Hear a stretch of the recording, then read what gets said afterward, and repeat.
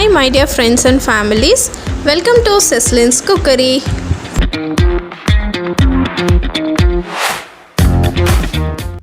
இன்னைக்கு நம்ம பார்க்க போகிற ரெசிபி பாலக் எக் பரத்தா.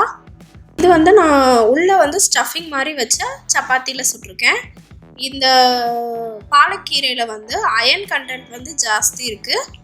சப்பாத்தியோட சேர்த்து நம்ம சாப்பிடும்போது ஃபைபரும் நமக்கு நல்லா கிடைக்குது, கண்ணுக்கு ரொம்ப நல்லது, வெயிட் லாஸ்க்கும் இது ஹெல்ப் ஆகுது. இதை நம்ம டயபெட்டிக்ஸ் பேஷண்ட்ஸும் அடிக்கடி எடுத்துக்கலாம். இந்த மாதிரி சாப்பிடும்போது கீரையோட யூஸஸும் போகும், சப்பாத்தியோட யூஸஸும் உள்ள உடம்புக்குள்ளே போகுது. இந்த பாலக்கீரையில் விட்டமின் சி இருக்குது, விட்டமின் ஏ இருக்குது, போன்ஸை பயங்கர ஸ்ட்ராங்காக வச்சுருக்கு. ஸோ குழந்தைங்களுக்கு இது அடிக்கடி கொடுக்கலாம். இந்த கீரையை நான் இந்த கீரையை கொஞ்சம் வித்தியாசமாக சப்பாத்திக்குள்ளே வச்சு முட்டையோடு சேர்த்து எப்படி பண்ணுறதுன்னு சொல்லியிருக்கேன். வாங்க வீடியோக்குள்ளே போகலாம். அதுக்கு முன்னாடி இன்னும் நம்ம செஸ்லின்ஸ் குக்கரி பேஜை சப்ஸ்கிரைப் பண்ணாதவங்க ப்ளீஸ் சப்ஸ்கிரைப் பண்ணிக்கோங்க. அப்படியே பக்கத்தில் இருக்கிற பெல் பட்டனையும் கிளிக் பண்ணிக்கோங்க. அப்போ தான் நான் அடுத்தடுத்து போடுற வீடியோஸ் உங்களுக்கு நோட்டிஃபிகேஷனாக வரும். இப்போ இந்த பாலக் எக் பராத்தா எப்படி பண்ணுறதுன்னு பார்க்கலாம். ஃபர்ஸ்ட்டு ஒரு பவுலில் கோதுமை மாவு எடுத்துகிட்டு அதில் எவ்வளோ உப்பு தேவையோ உப்பு போட்டு கடலெண்ணெய் ஊற்றிருக்கேன். எண்ணெய் ஊற்றி நல்லா தண்ணி விட்டு சாஃப்டான டோவாக பிசைஞ்சு எடுத்துக்கணும்.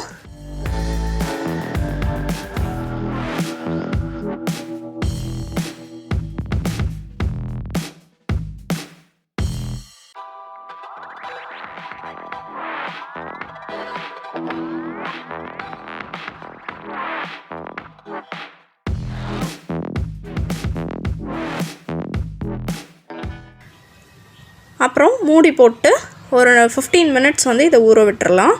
இந்த டைமில் இதுக்கு உள்ள ஸ்டஃபிங் எப்படி பண்ணுறதுன்னு பார்க்கலாம். அதுக்கு ஒரு பவுல் நிறையா பாலக்கீரையை கழுவி கட் பண்ணி எடுத்து வச்சுருக்கேன்.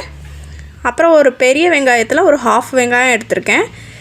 கடுகு, மிளகாய்த்தூள், மஞ்சத்தூள், கறி லீவ்ஸ் எடுத்திருக்கேன். அப்புறம் ஒரு 2 முட்டை எடுத்திருக்கேன். இப்போது இந்த ஸ்டஃபிங் எப்படி பண்ணுறதுன்னு பார்க்கலாம். இப்போது ஒரு கடாயில் எண்ணெய் விட்டு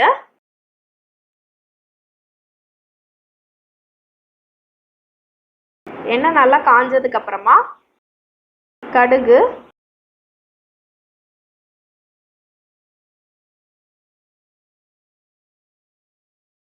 அப்புறம் ரொம்ப குட்டி குட்டியாக கட் பண்ணி வச்சுருக்கிறேன் பெரிய வெங்காயம், கருவேப்பிலையும் கொஞ்சம் குட்டி குட்டியாக சாப் பண்ணி போட்டுக்கோங்க. ஏன்னா சப்பாத்திக்குள்ளே வச்சு தேய்க்கிறதுனால ரொம்ப சின்ன சின்னதாக கட் பண்ணியிருக்கேன்.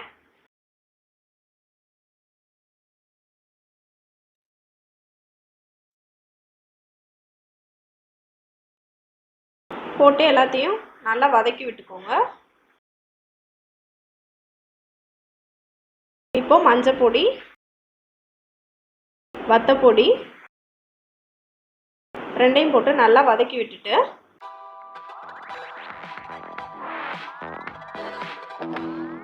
இப்போ நல்லா கழுவி கட் பண்ணி வச்சிருக்கிறேன் பாலக்கீரை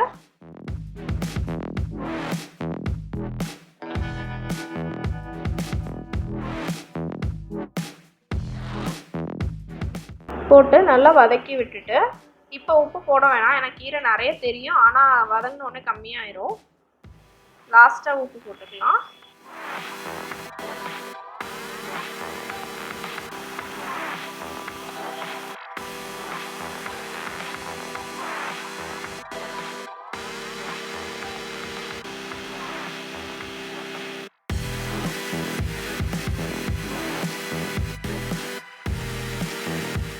நல்லா வதக்கிட்டு மூடி போட்டு மூடி வச்சிருங்க.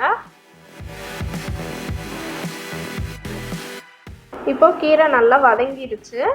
நல்லா வதக்கிட்டு தண்ணி கொஞ்சம் இருந்தால் கூட அது ட்ரை ஆகிற அளவுக்கு வதக்கிக்கோங்க.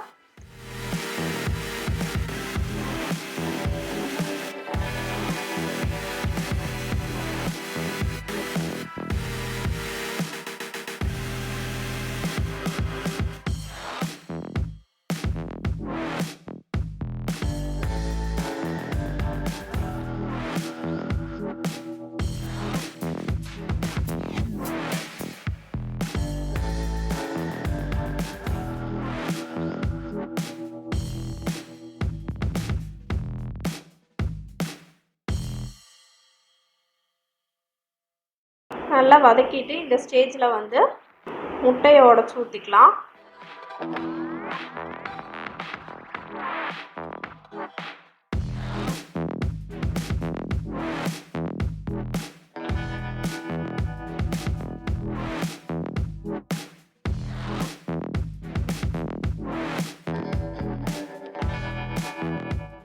இப்போ இந்த ஸ்டேஜில் கீரைக்கும் முட்டைக்கும் சேர்த்து நான் உப்பு அதில் போட்டிருக்கேன்.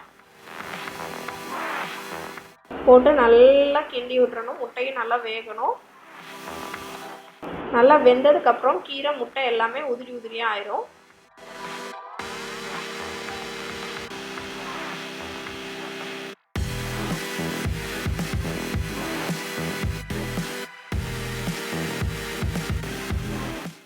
இப்போ அதுக்கு உள்ளே வைக்கிற ஸ்டஃபிங் வந்து ரெடி ஆயிடுச்சு. இப்போ சப்பாத்திக்கு பசைஞ்சுக்கலாம்.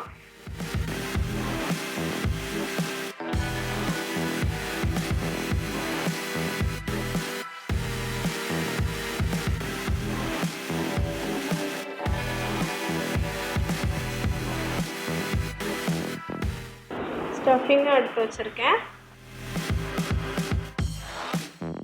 இப்போ நல்லா மாவு தொட்டுட்டே பசைங்க. ஏன்னா உள்ளே வச்சுருக்கிறது வந்து கொஞ்சம் தண்ணியாக இருக்க மாதிரி இருக்கும். அதனால வந்து மாவு தொட்டே தேய்ங்க. கொஞ்சம் நல்லா லைட்டாக தேய்ச்சதுக்கப்புறமா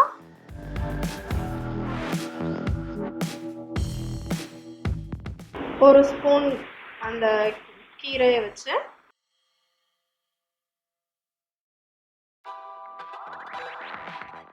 நல்லா 4 பக்கம் மடித்து விட்டுட்டு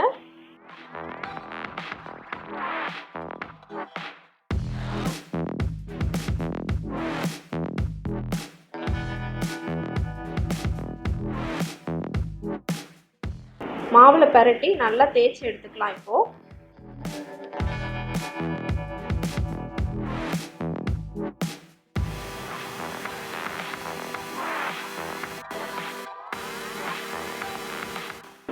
ஸ்டஃபிங் வெளியில் வர்ற மாதிரி இருந்ததுன்னா கொஞ்சம் மாவு தொட்டு கூட தேய்ங்க. தேய்ச்சிட்டு சப்பாத்தி சுட்டு எடுத்துக்கலாம்.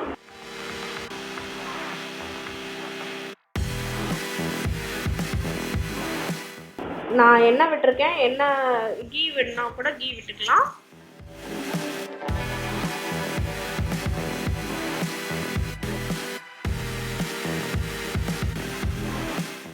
ரெண்டு பக்கம் நல்லா எண்ணெய் தேய்ச்சிட்டு சப்பாத்தியை நல்லா பரட்டி எடுத்துட்டா அவ்வளோதான், ரெடி ஆயிடுச்சு.